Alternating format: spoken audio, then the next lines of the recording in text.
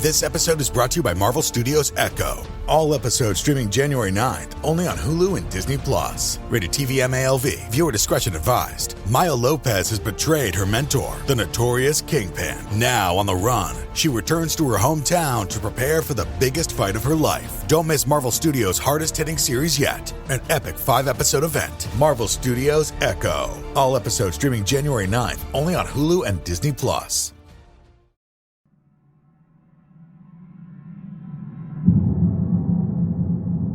Hello, and welcome to Scare You to Sleep. I'm your host, Shelby Scott. Before we begin this week, I just wanted to remind you that I will be completing my move over to Spotify by October 8th, so the show will be exclusively available on Spotify for free.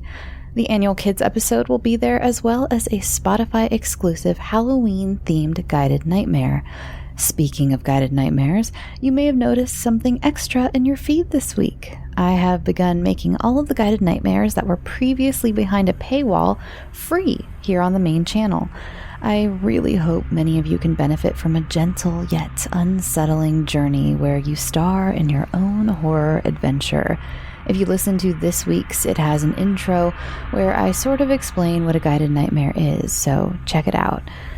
One more announcement before we begin this week's episode, and that's that a while back I narrated a beautifully horrifying tale for the podcast, A Darker Tale. It's finally available for all of you to listen, so I'll link it in the show notes, or you can search for A Darker Tale on your podcast app. The story is called Witches of the Black Forest. Now, let's begin, shall we? Last week's episode was very ethereal and dreamy and beautiful and mysterious. So, let me just throw down the emergency brake and slide in sideways to something completely opposite of that. Warning, this week's episode is all true stories. They're all very gruesome stories. They're full of gore and tragedy, and if you need something less so, then that is no problem. I will see you next week. For those of you who wish to stay, my friends, this week we are talking about cannibalism. This episode is dedicated to my friend Karen, who was letting me drone on at her about the cannibalism in the Jamestown colony and said, "You should do an episode about cannibalism." And I said, "You know what, you beautiful genius? You're right." And then I told her more details about Jamestown, and she said, "I'm not opening your voice notes anymore." So here we are. I've got to tell someone about cannibalism, so please let me in. Let me sit on your couch and ramble at you about cannibals, because my friends have clearly tired of me. When talking cannibalism, it's really hard to figure out where to begin. It's so much more common, even today, than a lot of people realize. I think we should start at sea.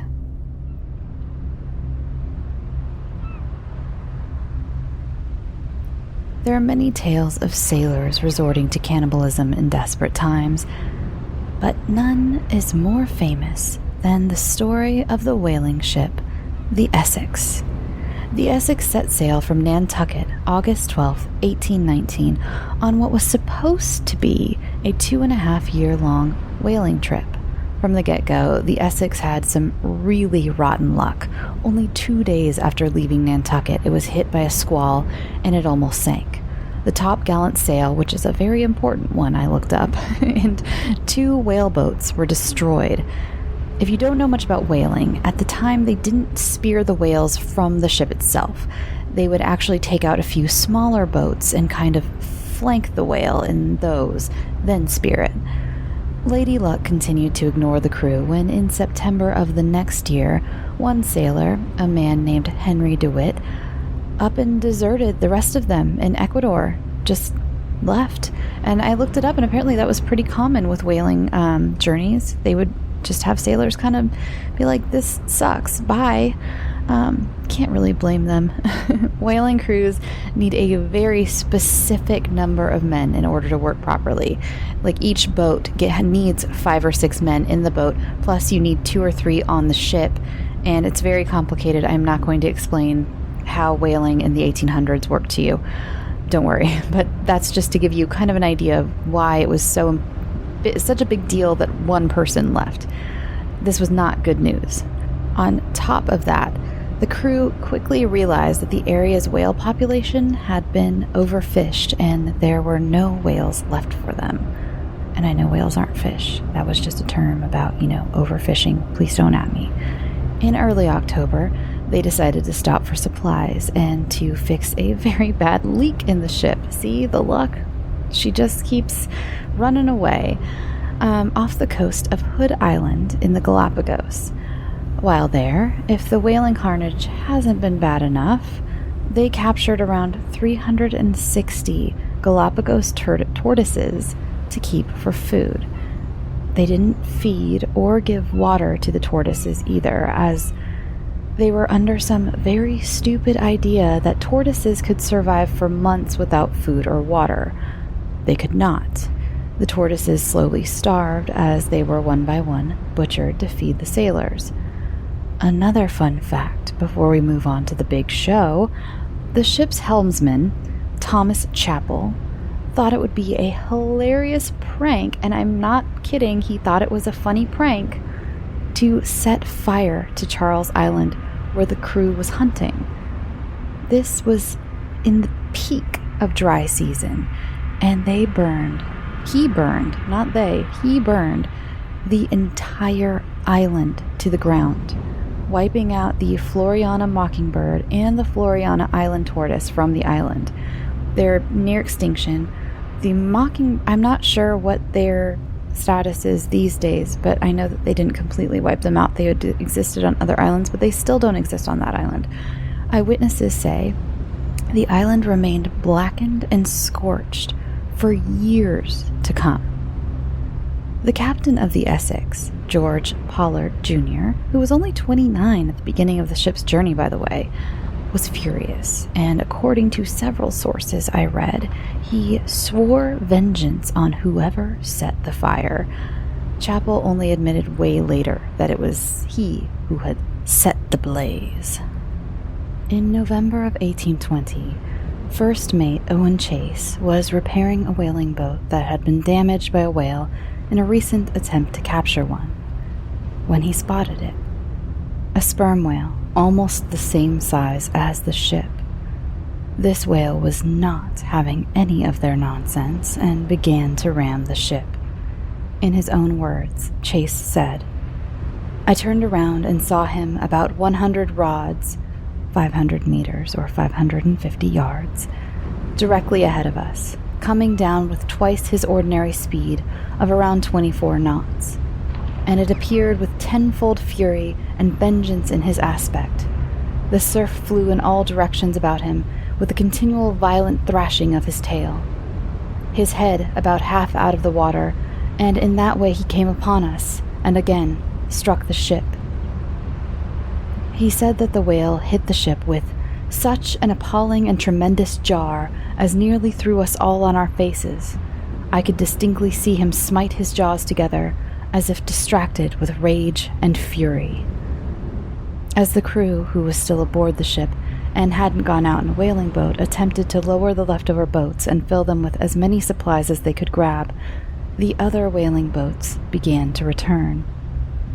Again, in Chase's own words, "The captain's boat was the first that reached us. He stopped about a boat's length off, but had no power to utter a single syllable. He was so completely overpowered with the spectacle before him. He was, in a short time, however, enabled to address the inquiry to me. 'My God, Mr. Chase, what is the matter?' I answered, 'We have been stove by a whale.'" The men were around 3,700 kilometers off the west coast of South America. They were hesitant to abandon the now sinking ship, as they knew it could mean certain death. The Essex sank slowly, and they spent 2 days attempting to save whatever supplies they could. They even attempted to create makeshift sails for the whaleboats. As the Essex slipped below the surface, the 20 crewmen set out in 3 different whaleboats, one led by Captain Pollard, one by First Mate Owen Chase, and one by Second Mate Matthew Joy. They spent a month bailing water out of rickety, ill-repaired boats. Their food was soaked in seawater, which only made them thirstier, so They resorted to drinking their own urine. They attempted to recapture some of the Galapagos tortoises, but they were too big to bring aboard the small boats.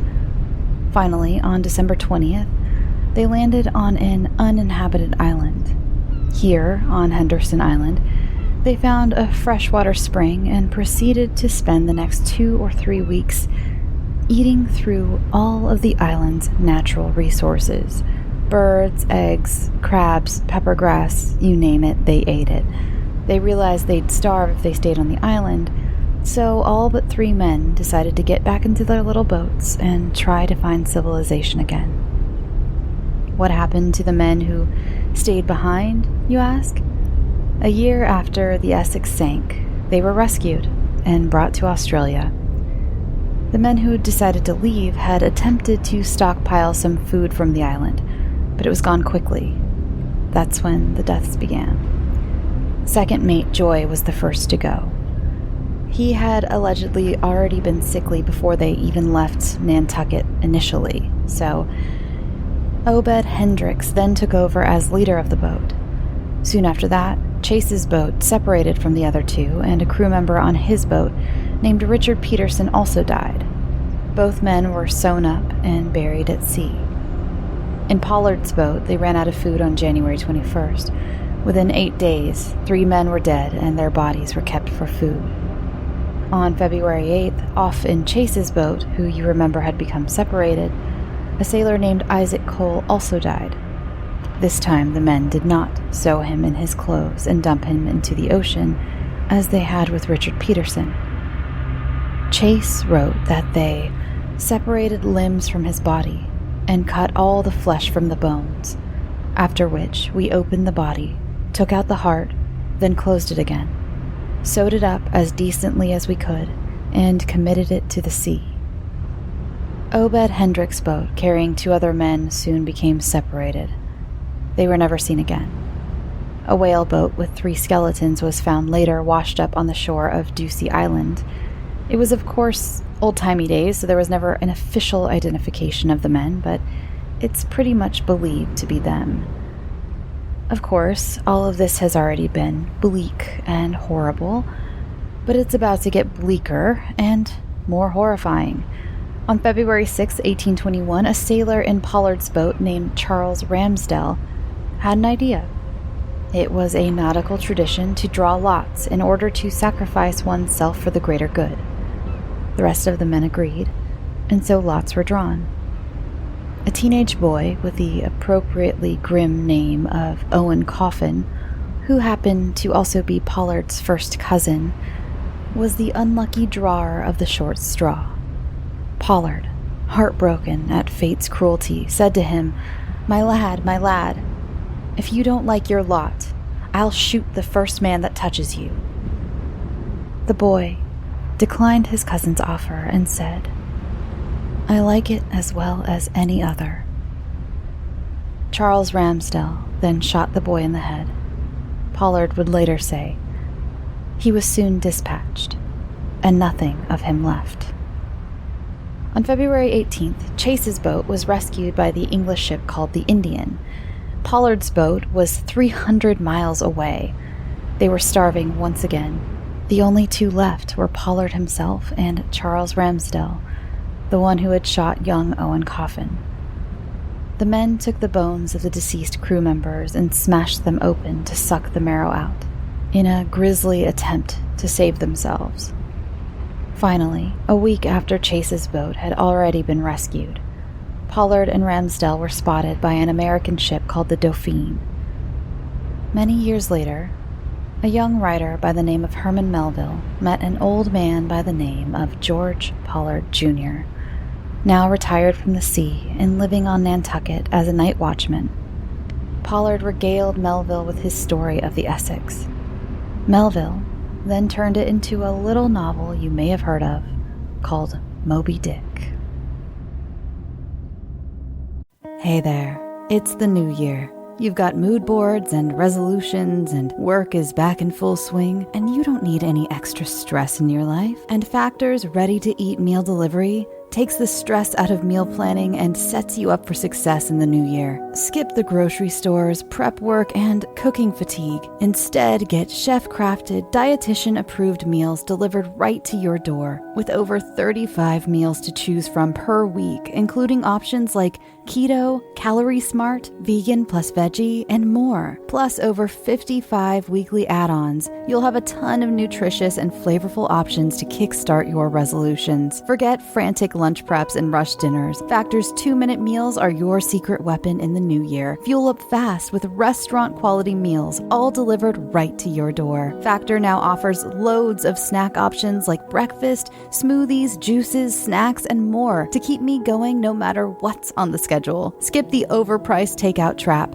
Factor is cheaper and way more delicious than takeout. Get chef-crafted, restaurant-quality meals delivered right to your door. They are ready to heat and eat in just 2 minutes, which means more time for you. Need a special occasion meal? Gourmet Plus is the perfect solution if you're looking for fast, upscale options done easily. When things get hectic, Factor is flexible. Change up your order every week with plans from 4 to 18 meals per week. Or pause or reschedule your deliveries anytime. Stress less over meal times in the new year. Factor's no prep, no mess meals free up time otherwise spent on shopping, cooking, and cleanup. No more wasting time in the kitchen. Not only does Factor offer fast, simple solutions when I'm too busy to cook, they also help me stay on top of my goals. With offerings like Protein Plus and Keto, I can stay on track. This is definitely going to come in handy for my New Year's goals. Factor has everything I need for a week of flavorful, nutritious eats.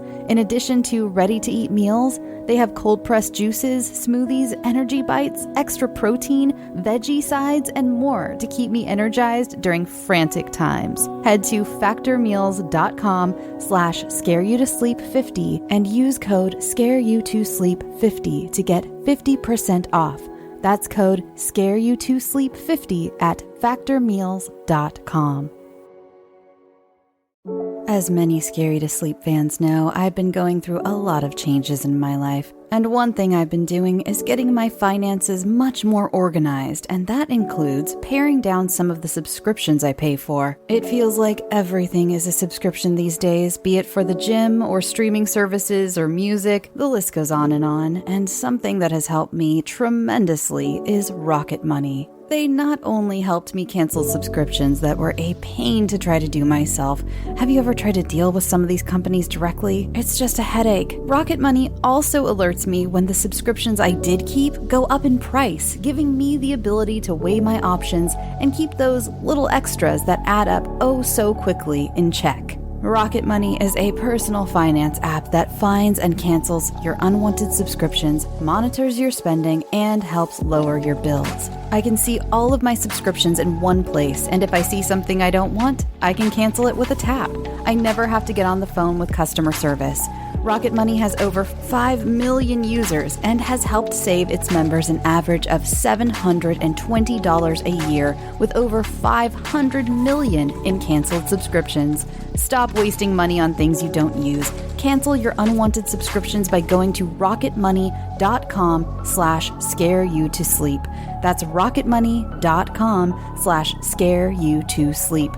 rocketmoney.com/scareyoutosleep. Let's move on now to Correggio, Italy, in the year 1939. Meet Leonarda Cianciulli, also known as the soap maker of Correggio. Leonarda had a tragic beginning in life. Born in 1893 in Montella Avellino, she often said that her own mother had cursed her. She had 2 suicide attempts as a young girl, and at one point in her early life, she visited a fortune teller who told her that she would marry and have children, but that all of her children would die young, something that would haunt her for the rest of her life. At the age of 24, and against her parents' will, she married Raphael Pansardi.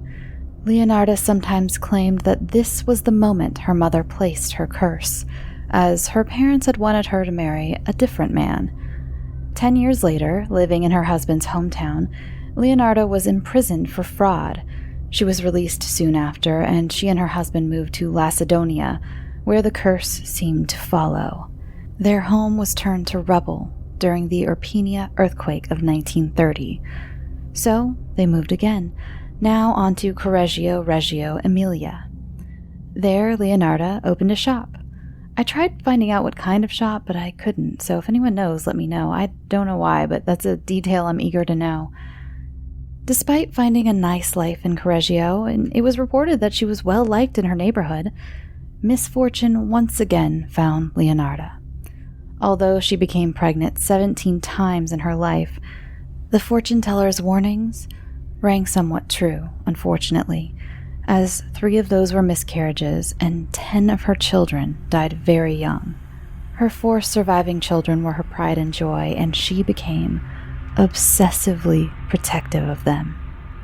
Leonarda once again sought the guidance of a spiritualist who told her, "In your right hand I see prison, in your left a criminal asylum." 9 years after moving to Correggio, her eldest son Giuseppe joined the Italian army as World War II loomed over Europe. Plagued by the idea of her mother's curse and both warnings from different fortune tellers, somehow Leonarda decided that there was only one way to protect her precious Giuseppe: human sacrifice. Leonarda's first victim was 73-year-old Faustina Setti. Faustina had never married and came to Leonarda, a self-proclaimed matchmaker, to help her find a husband. Leonarda claimed to have found Faustina a husband in Croatia. She even wrote letters to the elderly woman pretending to be this man. It came the day that Faustina was to join her suitor in his home country, and she visited Leonarda to say goodbye and to thank her. Leonarda insisted they celebrate. I read different accounts saying she gave Faustina either coffee or wine. Either way, the beverage was drugged. When Faustina succumbed to the sleeping potion, Leonarda struck her on the head with an axe. She cut the body into 9 parts and collected the blood in a basin. Here's what happened next, in Leonarda's own words. "I waited until it had coagulated, dried it in the oven, ground it, and mixed it with flour, sugar, chocolate, milk, and eggs, as well as a bit of margarine, kneading all of the ingredients together. I made lots of crunchy tea cakes and served them to the ladies who came to visit, though Giuseppe and I also ate them.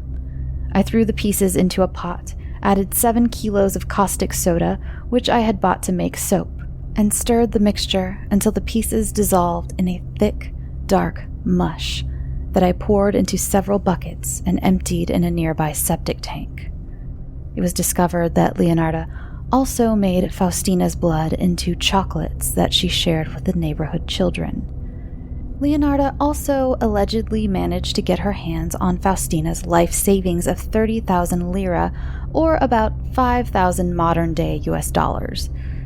55-year-old schoolteacher Francesca Suavi was victim number 2.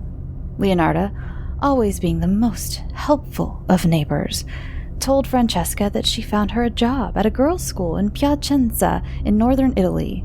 The details were similar to that of the murder of Faustina, in that Leonarda faked a correspondence between her and the girls' school.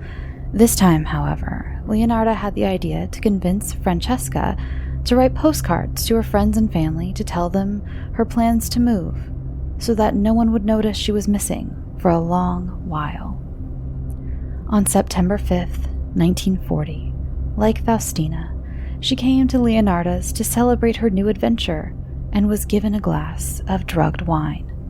While she slept, she was struck with an axe. Her body was also drained of blood and made into cakes and chocolates, the rest of her being dumped into a septic tank. She also made away with 3,000 lira of Francesca's. Leonarda still thought she needed one more human sacrifice to appease the gods or God or whoever she decided had requested these human sacrifices, so she set her sights on her good friend, Virginia Cacioppo. Virginia was a 53-year-old former opera singer. In her youth, she had even sung soprano at La Scala, a famous theater in Milan. The scam stayed the same, and Leonarda promised Virginia that she had found her a secretarial job with a famous impresario in Florence. Leonarda told her not to tell anyone, as this impresario was mysterious and liked privacy. So, on September 30th, 1940, Virginia arrived to celebrate with her friend. Leonarda handed her a drugged glass of wine to toast with, and that was the last of Virginia. This is what Leonarda had to say about the murder of Virginia. She ended up in the pot like the other two. Her flesh was fat and white. When it had melted, I added a bottle of cologne, and after a long time on the boil, I was able to make some most acceptable creamy soap. I gave bars to neighbors and acquaintances. The cakes, too, were better. That woman was really sweet.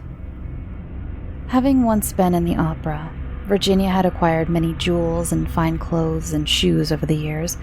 So, on top of the 50,000 lira that Leonarda stole from her dead friend, she also got a hold of her public bonds and sold all of her fine clothes and jewels. It was Virginia's sister who rang the alarm bells about Leonarda. She noticed that her sister was missing, and the last place she knew that she had visited was Leonarda's. She went to the police, and they questioned Leonarda, who refused to confess until they set their suspicions on her precious Giuseppe. Then she told them everything, seeming completely impenitent the entire time, even throughout the trial. She even tried to justify that she was a good person at the trial, as reported by a local paper. At her trial in Reggio Emilia last week, poetess Leonarda gripped the witness stand rail with oddly delicate hands and calmly set the prosecutor right on certain details. Her deep-set dark eyes gleamed with a wild inner pride as she concluded, "I gave the copper ladle which I used to skim the fat off the kettles to my country, which was so badly in need of metal during the last days of the war." Leonarda was sentenced to 30 years in prison and 3 years in a criminal asylum. She died October 15th, 1970, and if you ever visit the Criminological Museum in Rome, you can see the very pot she boiled her victims in. Now on to Nikolai Dzhumagaliev, also known as Metal Fang, is our most modern of all the cannibals so far. Nikolai was born on November 15th, 1952 in the Soviet Union. During a fight as a boy, his teeth were knocked out and replaced with metal dentures, thus the nickname Metal Fang.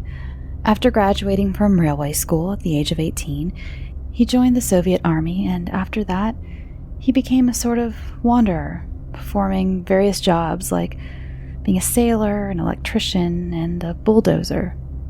He eventually returned to his hometown of Uzunagash in Kazakhstan and became a firefighter. All of this doesn't seem like it would lead up to where Nikolai went in life eventually. In January of 1979, he performed his first murder. I'll let him tell it in his own words. "I always loved to hunt and often went hunting, but this was my first time hunting a woman. When I went out to the Uzun-Agak-Maybulak track, I saw some young peasant woman. She was alone. I felt my heart pound within me, and I ran after her. Hearing my footsteps, she turned around, but I caught up with her and I put my arm around her neck and dragged her to the side of the landfill.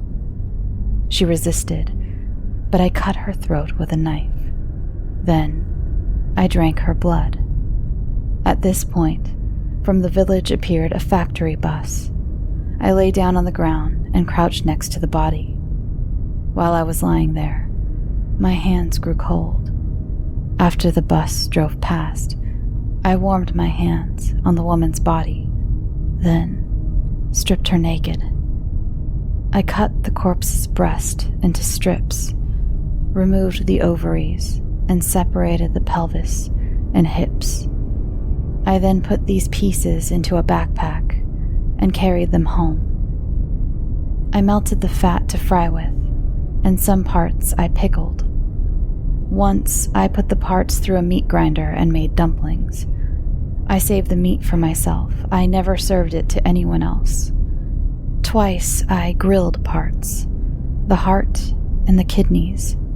Grilled meat, too. But it was tough, and I had to cook it for a long time in its own fat. The meat of this woman took me a month to eat. The first time I ate human flesh, I had to force myself. But then, I got used to it. The parts of the woman's body that he left behind were discovered on January 25th, but the police couldn't find any leads to a killer. Nikolai proceeded to murder 5 more women. His streak was only broken because in August of 1979, he drunkenly shot a fellow fireman. He was arrested, diagnosed with schizophrenia, and released less than a year later. When he returned to Uzinagash, he killed 3 more people. He would usually lure women into dark places, rape them, then dismember and consume parts of them as he did his first victim. It wasn't until his 9th murder that he was caught. My sources conflict on some of the details in this one. Some say that he invited over some friends and their girlfriends and murdered one of the men. Others say he invited a couple plus one girl as his date over and then murdered his date. Either way, he murdered his 9th victim in another room while his guests were still lounging in the living room. They walked in on him, dismembering his victim. He didn't notice them, and so they ran to call the police. When the police arrived, Nikolai was nude, covered in blood, holding an axe and kneeling next to a dismembered corpse. The police were in such a state of shock when they came upon the scene that Nikolai was able to get away. He fled naked and covered in blood into the night, into the mountains, in December. He was caught the very next day. About a year later, the next December, he stood trial, where his previous schizophrenia diagnosis saved him from prison and he was sent to a special treatment facility for the next 8 years. In August of 1989, however, Nikolai managed to escape. While being transferred to a normal mental facility, he somehow stole the car he was being transferred in. I really couldn't find many details about how exactly he managed to escape, so I'm sorry about that. I wish I could have put them in, but I really couldn't find anything. So, from there, he retreated to the mountains of Kyrgyzstan and made a living trading medicinal plants, allegedly still murdering women as well. For 2 years, it was as if he had vanished, but by April of 1991, he tired of being on the run and purposely got himself arrested for a minor theft. At first, he went under an assumed name and claimed to be Chinese. Eventually, authorities figured out his true identity, and he was sent to a psychiatric hospital in Kazakhstan. He once filed to be given the death penalty, but was denied due to the conditions of his mental health. In 2014, he was convicted of a 10th murder that they were able to prove he committed while on the run in 1990. In 2016, someone started a rumor that he had escaped once again. You'll even find most of the articles on him say he's still on the run. However, I found out that this was just a rumor started by a 21-year-old girl from his home village, and she was actually arrested for falsifying that claim. So, no, Nikolai isn't somewhere in the world ready to get you. He is still alive and serving time in a psychiatric hospital. When we as a Western society think of cannibalism, I believe there tends to be a lot of xenophobia and racism involved. So I thought I'd end off this episode with a few tidbits here at the end of European or American cannibals, or alleged cannibals. These either weren't long enough to flesh out a whole segment, or they were way too involved and required much more than a quick 10 minutes. So I'll just give you a TLDR. These are also tucked here at the end. Remember I said allegedly, because a lot of them happened so long ago that historians disagree on the details of what or if the events ever happened. So, take with this what you will. Here we go. I'm sure many of you have heard of the Crusades. If not, let me give you a quick overview. This is straight from Wikipedia because honestly, I couldn't figure out a way to tuck it so nicely into a neat little package like someone at Wikipedia did. The Crusades were a series of religious wars initiated, supported, and sometimes directed by the Latin Church in the medieval period. The term refers especially to the Eastern Mediterranean campaigns in the period between 1096 and 1271 that had the objective of recovering the Holy Land from Islamic rule. Basically, European Christians kept attacking the Middle East by insisting that the Holy Land belonged to white people. Please don't at me. I know it's so much more involved than that. That's just so those of you who aren't familiar at all with the Crusades kind of get the gist. Oh, and if you're feeling like being bummed out even more after this episode, go ahead and look up the Children's Crusades. Anyway, back to the cannibalism. At the Siege of Ma'ara in the year 1098, in what is modern-day Syria, Crusaders attacked the city of Ma'arat. The Muslims surrendered, and the Crusaders promised that they would be kept safe if they did so. Instead, these good Christian men began to plunder the city and massacre its people. Realizing the city was not as rich with supplies as they had once thought, the starving Crusaders began feeding on the dead bodies of the Muslims. Again, as I said before, some historians over at the BBC think that this never happened because there are no Arabic or Muslim texts about it. I just couldn't pass up a chance to shit-talk the Crusaders, to be honest. In another segment of me spreading rumors about jerks I hate from history, do I have a doozy for you about America's 7th president, he who dons our $20 bill, the man with the Indian removal plan, Andrew Jackson. This one shocked me. As horrible as Andrew Jackson was, I actually shared it on Twitter the other day because, woo boy. Again, this is very alleged. Let me read to you exactly what was said about him with a few pauses for some gross old-timey words for Native Americans. This is a contribution to the coffin handbills by an eyewitness contributed to the handbill by John Taliaferro, member of Congress from Northern Neck, Virginia in 1828. On the 27th March, 1814, General Jackson had found at an Indian village at the bend of the Tallapoosa about 1,000 Indians with their and children just running about among their huts. It has been pretended, fellow citizens, that some of these Indians were in arms, but there is no truth in this. Not an Indian in the whole country has ever shown a hostile disposition or committed a single murder. These poor wretches were massacred in cold blood without the least provocation. The account of this bloody massacre, given by the monster Jackson himself, has already been published by the other eyewitness in the coffin handbill. After this sanguinary chieftain had been guilty of these atrocious acts of barbarity, he laid down composedly and slept upon the field, surrounded by 570 dead human carcasses, a thing unheard of before, all generals in former times having shown their feelings of humanity by retiring immediately on the termination of a battle some 10 or 15 miles from the scene of blood and carnage as fast as legs could carry them. And this is the man, forsooth, who is to be called the peer and like of Washington and Greene, who never had a spy hanged or deserter shot in their lives, and would have allowed their whole army to desert and been left without a man in camp before they would have signed the death warrant of a fellow creature. But the day after this bloody affair, the bloodthirsty Jackson began again to show his cannibal propensities by ordering his bowmen to dress a dozen of these Indian bodies for his breakfast, which he devoured without leaving even a fragment.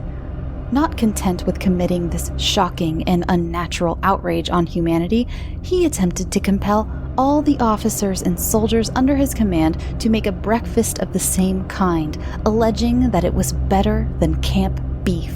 But finding that this act of tyranny would produce a general revolt, he was compelled, from necessity, to abandon the project.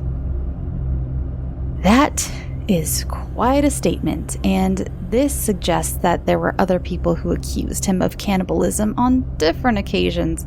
So, was our 7th president, Andrew Jackson, a cannibal? Well, we can't say for sure, I guess. But we can say that he enacted policies that resulted in the slaughter of countless Native Americans and relocated them onto tiny little plots of land and took them off of the land where they had inhabited for thousands of years, just because he felt like it. Anyway, I think that's quite enough for this evening, folks. I better retire before I get on an even higher historical soapbox than I've already been standing on for the last 10 minutes. Remember to go follow the show on Spotify. Deadline for the kids episode is September 30th. You can send all submissions to scarytosleep@gmail.com. You can follow the show on Twitter, Tumblr, Reddit, Instagram, Facebook, and all that good stuff. I know and completely understand that a lot of folks are jumping off Facebook. So if you have any suggestions of where you would all like to meet and have a fun community like we do on Facebook, let me know. I am super open to suggestions. Remember to check out my narrations of Witches of the Black Forest on the podcast A Darker Tale. I'll leave the link in the show notes. Next week will be a normal, spooky, fictional episode where, I just do these true ones every few months. I think the last one was July. I just like to break it up every once in a while. Helps my brain. Probably nice little break for you guys too. Just something different. Or you hated this. I don't know. I'm feeling weird. It's late. I'm gonna go. All right, everyone. Go get some sleep. Sweet dreams.